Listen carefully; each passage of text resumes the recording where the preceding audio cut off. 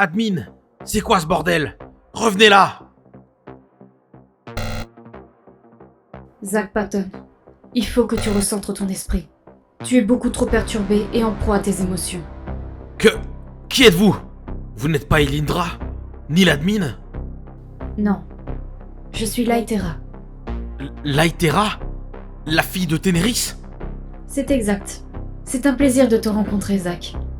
Mais je dois avouer que je ne pensais pas que notre rencontre se ferait ainsi, dans cet endroit. Non, attendez, je comprends pas. Comment pouvez-vous être là? Si je dois émettre une hypothèse, je suppose que c'est en lien avec ma mère. Elle vient de réapparaître dans le nouveau monde qui est complètement instable. Elle a perdu l'ensemble de ses pouvoirs, et son esprit est fragilisé. C'est peut-être la raison pour laquelle mon esprit a été libéré et envoyé ici à ta rencontre. Libéré? Ton esprit était prisonnier de Ténéris? C'est un peu plus complexe que ça. Je pense que mon histoire t'est globalement inconnue. Comme tu le sais, je suis la fille de Ténéris et de Chronos. Mes parents sont, pour ainsi dire, uniques. Je ne sais pas comment décrire ce que je veux te raconter. Mais être l'enfant de deux dieux primordiaux impacte grandement la façon dont tu grandis. J'imagine que ça n'a pas été le tout repos. Ils étaient aimants, mais avaient une façon stricte d'inculquer leur savoir. Je ne suis restée sous leur tutelle qu'une centaine d'années. Mais pour des êtres immortels, cela n'équivaut pas à grand-chose. Mais si tu es immortel... Je parlais de mes parents. Ils sont immortels de par leur nature divine. En ce qui me concerne, j'étais simplement dotée d'une longévité impressionnante. Et c'est en majeure partie à cause de cela que mes parents m'ont envoyé vivre dans le multivers. Pour découvrir tous les mondes qui pouvaient s'offrir à moi, avec le temps qu'ils m'étaient alloué. Ils t'ont volontairement éjecté du cocon familial. Zack, ton concept de famille s'applique aux humains de la Terre. Ce n'est pas exactement la même chose pour nous. Malgré tout, je ne leur ai jamais tenu rigueur. Cela m'a permis de découvrir tant de choses, de faire l'expérience d'une variété infinie de sentiments. Cela m'a surtout permis de me redéfinir en tant qu'être vivant. Mon père est le dieu du temps. J'ai naturellement hérité d'une partie de ses pouvoirs. Ma mère a été créée avec la capacité innée de voyager entre les dimensions, ce que j'ai hérité également.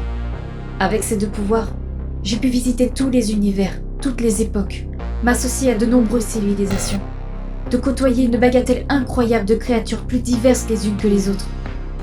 Mais lorsque je suis arrivée sur Terre, c'est là que j'ai trouvé ma véritable place dans le multivers. Ténéris m'avait raconté cette partie.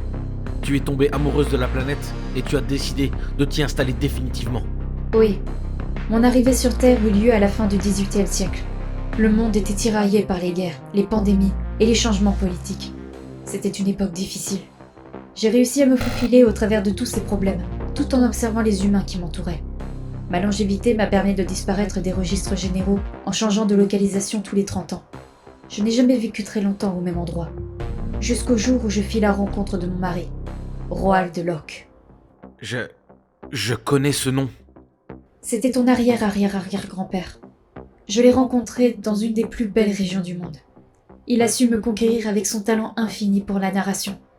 Il savait sublimer les décors que je trouvais déjà époustouflants. C'était un homme magnifique.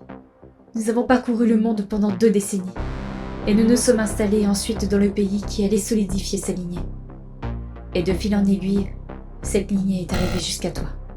Je suis donc bien ton descendant, et celui de Ténéris aussi.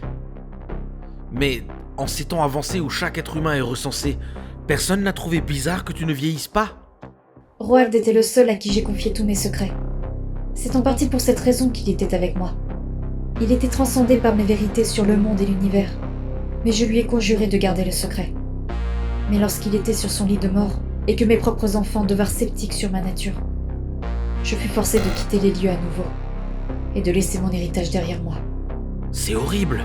Que s'est-il passé? Je me suis enfuie dans le monde, le cœur brisé. Je ne savais plus où aller. J'avais perdu le seul endroit où je me sentais chez moi. C'est alors que j'ai pris une décision.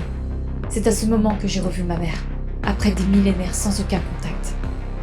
Malgré notre distance, il était toujours possible pour nous de nous parler, par télépathie. Je l'ai suppliée de me venir en aide. Et c'est ce qu'elle a fait. Je ne voulais plus de cette longévité. Je savais qu'il me restait encore plusieurs millénaires à vivre. Mais je voulais vieillir et mourir près de ceux qui m'étaient chers.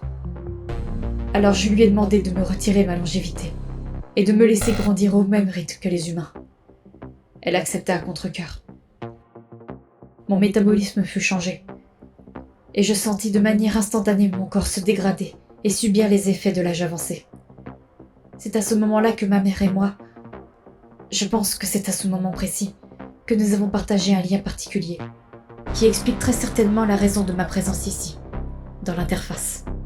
Tu as donc passé le reste de tes jours auprès de ta famille et je suis partie, le cœur léger.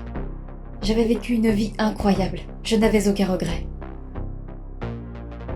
Zach, je ne t'ai pas raconté mon histoire pour que tu aies pitié de moi ou de ma famille. Je voulais simplement que tu comprennes une chose. Personne n'est bon ou mauvais de nature. Lorsqu'un être vient au monde, que ce soit par conception ou par création, ce n'est qu'une enveloppe, une coquille vide qui attend d'être remplie, instruite, construite. Ce n'est que par notre éducation, nos expériences et notre vécu que nous devenons ce que nous sommes. Chacun d'entre nous réagit d'une manière différente à un événement donné. Et tu es en train de sous-entendre que ce sont nos choix qui définissent qui nous sommes? J'en suis persuadée. Ce n'est pas ce qu'on m'a répété ici. Toute théorie possède plusieurs écoles. Le débat existe afin de faire avancer ce qui nous entoure. Il est vrai que certains faits peuvent contredire ce que nous pouvons penser. Mais il faut garder un esprit ouvert en toutes circonstances. Mais le message que j'essaie de te faire passer, Zach, s'il te plaît, n'en veux pas à ma mère. Pardon? Ma mère n'est pas une vile personne. Ce n'est pas une créature maléfique. Elle est simplement persuadée que sa façon d'agir est la bonne. Mais souviens-toi que nous sommes tous le héros dans l'histoire d'un de nos prochains, mais le pire ennemi dans l'histoire de l'autre. Chaque pensée, chaque action est perçue de manière différente en fonction de l'être qui se trouve en face de toi. Tu peux prendre en exemple les dictateurs et les autres tyrans qui ont subjugué je ne sais combien de civilisations, sous l'égide de vouloir créer un monde pur, nouveau et juste. À leurs yeux, ils voulaient le bien de leurs comparses, mais leurs actions passaient pour brutales et inhumaines. Comment peux-tu faire ce genre d'analogie? Depuis quand est-ce que c'est justifié de tuer des millions d'êtres vivants, peu importe la cause? Comment peut-on accepter de laisser quelqu'un contrôler les masses juste pour prétendre à une quelconque stabilité? C'est répugnant! N'oublie pas, Zach, c'est ton avis, ta façon de voir les choses. À partir du moment où une seule autre personne voit les choses différemment, il n'y a pas de véritable bonne réponse. En évitant ce genre de débat, tu évites les conflits. Et tu évites les désastres. C'est assez arrogant de penser comme ça. Ça peut pas marcher. Je suis désolée. Je ne voulais pas rendre ton esprit confus. Tout ce que je demande, c'est de reconsidérer ce que tu ressens pour ma mère. Ne laisse pas la haine l'emporter. Je suis sûre que tu auras l'occasion de la revoir. Et j'espère que si ce moment arrive, tu sauras penser à ce que je t'ai dit et à prendre la bonne décision. Je ne pourrai jamais la pardonner pour tout ce qu'elle a fait. Je peux comprendre ses motivations, mais je ne peux pas accepter ses actions. Elle devra y répondre, d'une manière ou d'une autre. Mais je suis prêt à faire un effort et de tenter une nouvelle fois de discuter. Je te remercie, Zach. C'est tout ce que je te demande. Tu sais, tu me rappelles Roald. Lui aussi était déterminé, têtu et fier. Et tu lui ressembles un peu. Malgré tout ce qui a pu se passer, je suis fière de ma descendance. Et je sais que vous allez réussir à trouver une solution. Je ne peux rien te promettre. Je sais que le monde est entre de bonnes mains. Courage, Zach. Ne laisse aucun obstacle vaciller ton esprit.